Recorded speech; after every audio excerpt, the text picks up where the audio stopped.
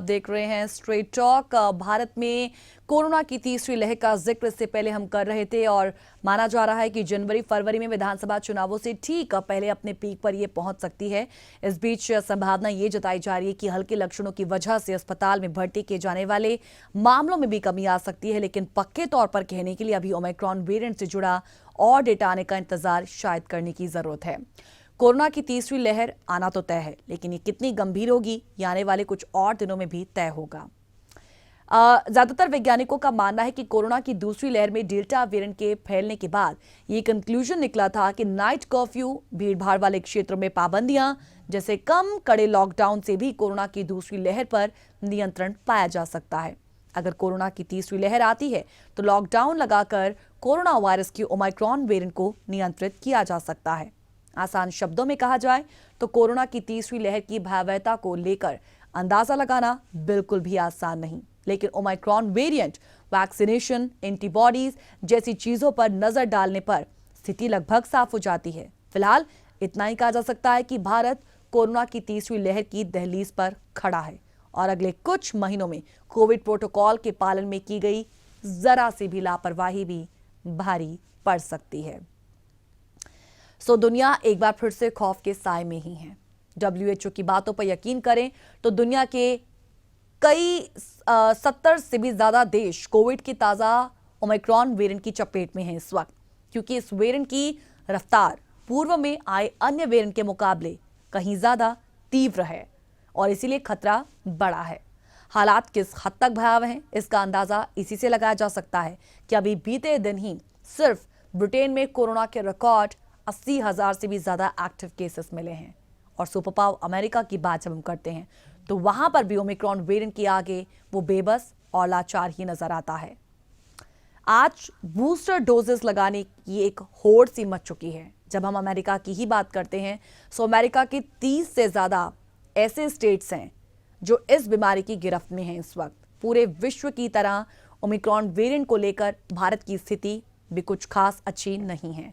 भारत में Omicron variant के मरीजों का आंकड़ा 400 के करीब पहुंच चुका है और लगातार ये बढ़ रहा है। चूंकि एक बार फिर से ओमिक्रॉन वेरिएंट के आगे पूरा विश्व बेबस है, लाचार है।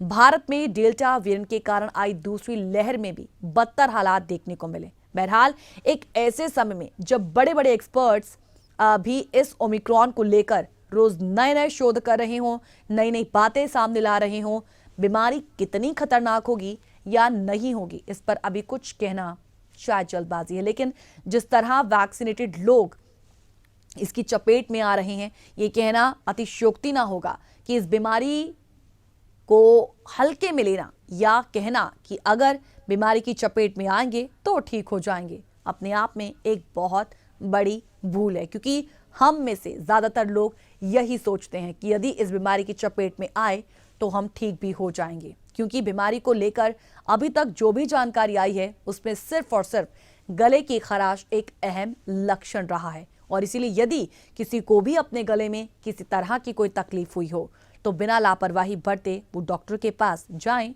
और अपना सही और प्रभावी इलाज जरूर कराएं।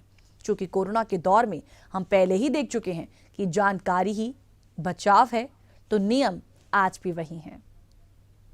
चाहे कोरोना हो या ओमिक्रॉन वेरिएंट, व्यक्ति बच सकता है बशर्ते वो अपना ख्याल रखे और पहले की तरह भीड़ भाड़ वाली जगह जाने से बचे। और अगर जाना बहुत ज्यादा जरूरी है तो मास्क लगाकर ही निकले। पहले कोरोना और अब ओमिक्रॉन वेरिएंट के इस दौर में हमें शायद आज इस बात को समझना होगा कि भले ही लॉकडाउन अनलॉक में तब्दील हो गया हो, अभी भी स्थिति पूर्व जैसी और उतनी ही जानलेवा है। हम इतना जरूर कहेंगे कि गले की खराश कभी इतनी डरावनी ना थी, लेकिन ये हमें इस बीमारी से बचाने में एक निर्णायक भूमिका निभा जरूर सकती है। हमें धैर्य के साथ साथ अपने फैसले समझदारी से लेने की जरूरत है। बचाव के उपचार से बेहतर होने की कहावत आज के लिए एकदम सटीक है, क्योंकि वैक्सीनेशन में देरी बिना किसी आधार के टाल मटोल करना है। पीएम नरेंद्र मोदी और गृह मंत्री अमित शाह चुनावी राज्यों के दौरे में व्यस्त हैं और अधिकारियों और टेक्नोक्रेट में एकीकृत टीका नीति पर कोई पहल करने की इच्छा भी नहीं है। उनके पास कोई शोध और अध्ययन भी नहीं है कि वो पीएम को भरोसेमंद समाधान सुझा सकें। सबसे खराब तो यह है कि प्राधिकरणों की बहुलता और कुछ लोगों के वर्चस्व ने इस पैंडेमिक को रोकने के प्रयासों को एक तरीके से पल्यूट कर दिया है।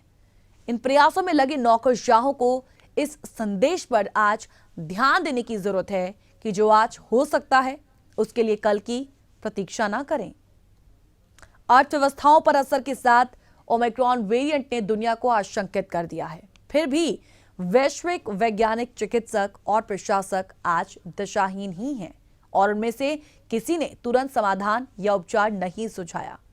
दवा कंपनियां केवल मुनाफे के लिए विभिन्न उपचार और दवाएं ही पेश कर रही हैं। एक वेरिएंट के काबू में आने से पहले ही दूसरा सामने आ जाता है। फिर भी प्रशासकों और सलाहकारों ने इस राक्षस की रोकथाम पर कोई सहमति अभी तक नहीं बनाई, जिसने दुनिया भर में कई जाने ले ली हों, लाखों जाने ले ली हों। ओमिक्रॉन इस वक्त 80 से ज्यादा देशों में फैल चुका है और ये पहले के वेरिएंट से 70 गुना तेजी से फैल रहा है।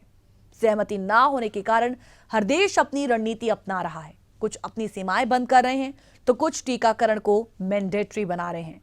कुछ ने समस्या को भगवान भरोसे छोड़ा है। एक विशेषज्ञ लोगों को चेता रहा है तो दूसरा टीके की अतिरिक्त खुराक की जरूरत नहीं मानता है। पहले शायद ही ऐसा व्यापक भ्रम कभी पैदा हुआ हो। कुल मिलाकर हमारी रणनीति को लेकर आज कई सवाल उठ रहे हैं। क्या कोई स्पष्ट टीकाकरण नीति या आज योजना दुनिया में है भी?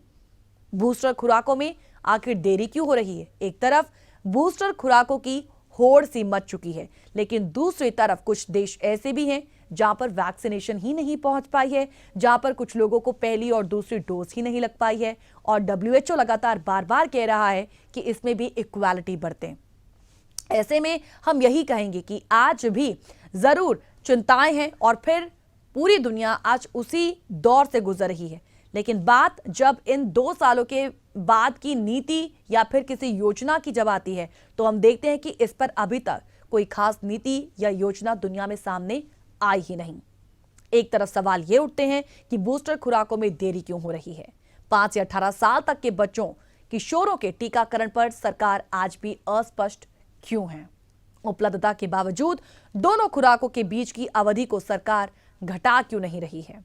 अगर टीकों की खेप निर्यात की जा रही है या टीके खराब हो रहे हैं तो सरकार को बूस्टर खुराकों के लिए टीके आयात करने में परेशानी क्या है? क्या हम बड़ी तीसरी लहर के लिए वाकई तैयार भी हैं? इन मुद्दों पर आज हम देखते हैं कि किसी ना किसी देश में, भारत भी उसमें शामिल है, जहां पर सरकारी तंत्र में अभी तक वो क्लैरिटी नजर ही नहीं आती है, वो स्पष्टता ही नजर नहीं आती है। भारत शायद एकमात्र देश है जहां बहुत से विशेषज्ञ आज अलग अलग तरीकों से प्रयोग कर रहे हैं। भारतीय चिकित्सा अनुसंधान परिषद की जब हम बात करते हैं, इसके अलावा भी केंद्रीय ड्रग स्टैंडर्ड कंट्रोल ऑर्गेनाइजेशन, इसके तहत भी एक सब्जेक्ट एक्सपर्ट्स कमेटी है जो टीका निर्माताओं के एप्लीकेशंस को परखती है। और हाल ही में एक दावा भी किया गया था कि उसका कोविशील्ड बूस्टर खुराकों के लिए ठीक है और इसके बाद उससे अतिरिक्त आंकड़े मांगे गए। सो इसी दौरान एक सप्ताह के भीतर देश की शीर्ष जीनोम सीक्वेंसिंग संस्था ने भी बूस्टर खुराक देने की अपनी राय को वापस ले लिया। सो उसने भी इस बारे में जिम्मेदारी दूसरी एजेंसियों के माथे मढ़ दी है। सो मूल रूप से टीकाकरण पर बने टेक्निकल सलाहकार समूह और विशेषज्ञ समूहों को ही सरकार को रणनीतिक सलाहें देनी थी, उन्हें ये सलाहें देनी थी। जब स्वास्थ्य मंत्री ने भी संसद में कहा कि वैज्ञानिक सलाह के आधार पर ही बूस्टर खुराक और बच्चों के टीकाकरण पर फैसला ले लिया जाएगा, तो विभिन्न एजेंसियों ने आज जल्दी से अपने पांव खींचे हैं। सरकार या उसके प्रवक्ताओं ने दोनों खुराकों के बीच अवधि कम करने या बूस्टर खुराकों के बारे में संभावित निर्णय के बारे में कुछ नहीं कहा है, वो भी आज अस्पष्ट ही नजर आते हैं। कोरोना पर सबसे मुखर सरकारी आवाज बाल चिकित्सक और नीति आयोग की जब हम बात करते हैं, सो आज इसके मेंबर्स डॉक्टर वीके पॉल भी कहते हैं कि अगर जरूरी हुआ तो बूस्टर खुराक पर फैसला अधिक जानकारियों की अवेलेबिलिटी के बाद किया जाएगा। और कहीं ना कहीं उन्होंने ये भी कह दिया कि इस संबंध में काम जारी है और विभिन्न देशों ने अपने नागरिकों को दोनों खुराक देने के बीच बूस्टर टीका दिया है। सो चिकित्सा अनुसंधान परिषद के विशेषज्ञ भी मानते हैं कि आशंकित हस्तक्षेप से कोई लाभ नहीं, क्योंकि हमें अब ये नहीं पता कि वायरस क्या आकार लेगा और बुजुर्गों पर इसका क्या असर होगा। 2 साल महामारी से जूझने के बाद भी हमारा शासन आज केवल अधिक टीकाकरण और न्यूनतम मृत्यु और संक्रमण दर हासिल कर ही कहीं ना कहीं संतुष्ट है। और बात जब स्पष्टता की आती है तो वो अभी तक हमें नजर ही नहीं आती।